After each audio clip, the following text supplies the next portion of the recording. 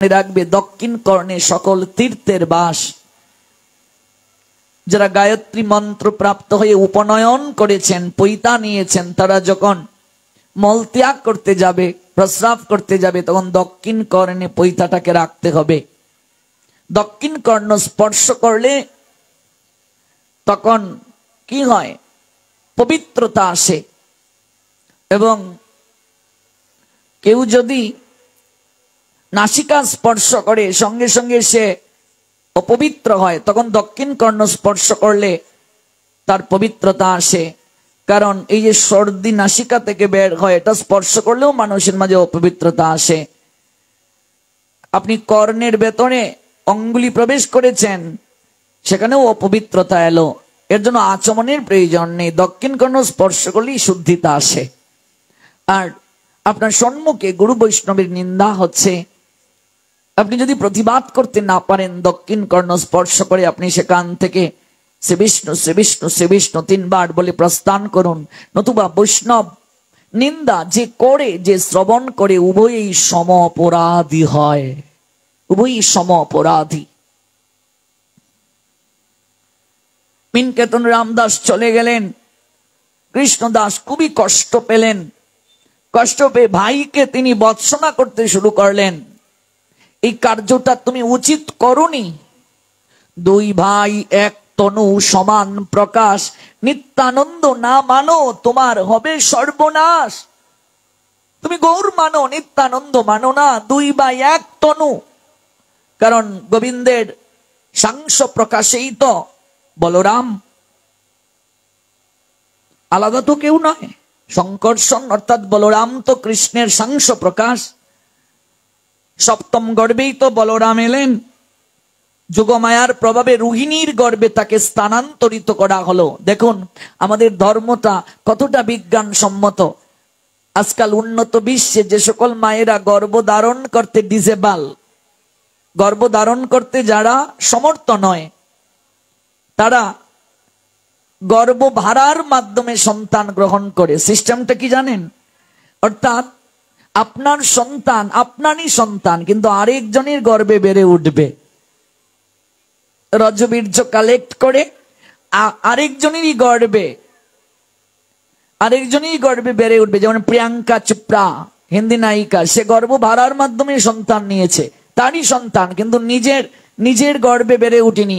কারণ ওই সকল নায়িকারা তাদের সারা জীবনের কেরিয়ার ধরে রাখতে, সন্তান গ্রহণ করলে অনেক সময় মোটা হয়ে যেতে পারে, সিজারিয়ান পদ্ধতি হলে শরীরের প্রভূত ক্ষতি হয়, এই জন্য তারা গর্ভ ভাড়া করে সন্তান নিয়েছে, তারই সন্তান, কিন্তু এই ভ্রূণটা আরেকজনের গর্ভে ট্রান্সফার করেছে। বুঝলেন? এই যে গর্ভ ট্রান্সফার এটিকে বলে। আপনি গর্ভবতী হলেন, আপনারই গর্ভের সন্তানটা ভ্রূণ যখন হবে, সেটা ট্রান্সফার সিস্টেম আছে। বিজ্ঞানের এত এখন কল্যাণ সাধিত হয়েছে, এত উন্নত হয়ে গেছে চিকিৎসা পদ্ধতি, আপনার গর্ভটাকে আরেকজনের গর্ভে প্রবেশ করিয়ে দিতে পারবে। এটাকে বলে গর্ভ ট্রান্সফার। দেখো এটি হাজার হাজার বছর আগে আমাদের শাস্ত্রে আছে। ভাবা যায়, কল্পনা করা যায় কিভাবে? এই যে দেবকীর যে সপ্তম গর্ভের সন্তান, সেই সপ্তম গর্ভের সন্তানটা দেবকীর গর্ভ থেকে রোহিণীর গর্ভে নিয়ে যাওয়া হয়েছে। কি করে সম্ভব? ভাবুন, অনুভব করুন, সনাতন ধর্ম কেন নিত্য? সনাতন ধর্মের অনেক কিছু বিজ্ঞান স্বীকার করেছে কেন? ভাবুন, আমাদের আর্য ঋষিগণ কত বড় দার্শনিক ছিলেন, কত বড় বিজ্ঞানী ছিলেন তারা। ভাবুন, যোগমায়া এই কাজটা করলেন। এখানে যোগমায়া ডাক্তারের ভূমিকায় আছেন। কেমন? তিনি এই গর্ভটাকে ট্রান্সফার করে রোহিণীর গর্ভে ঢুকিয়ে দিলেন।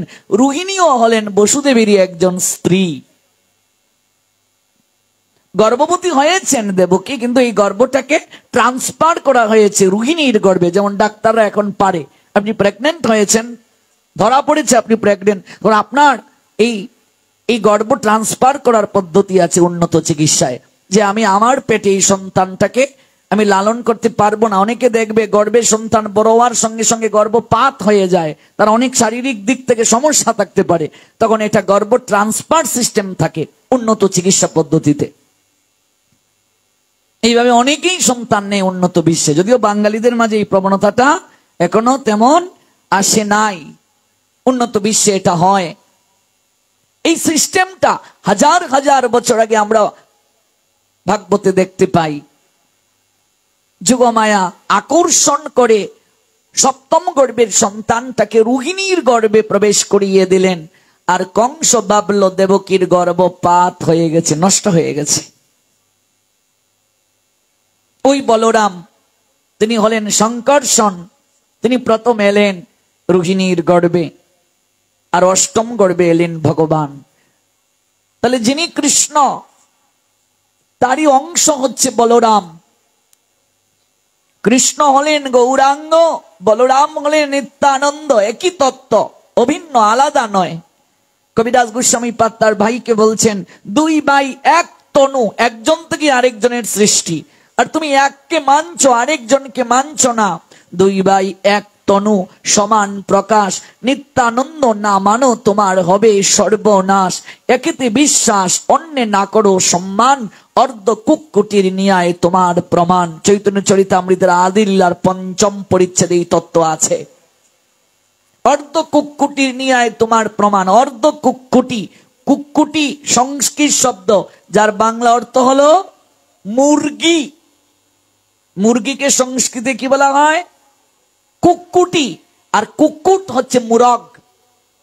তাহলে কুক্কুটি যার বাংলা অর্থ হচ্ছে মুরগি, অর্ধ কুক্কুটি মানে অর্ধেক মুরগি। ওমা, এ আবার কেমন কথা? বলছে অর্ধেক মুরগির মতো তোমার প্রমাণ। এইটা একটা লীলা আছে। এই লীলাটা কি?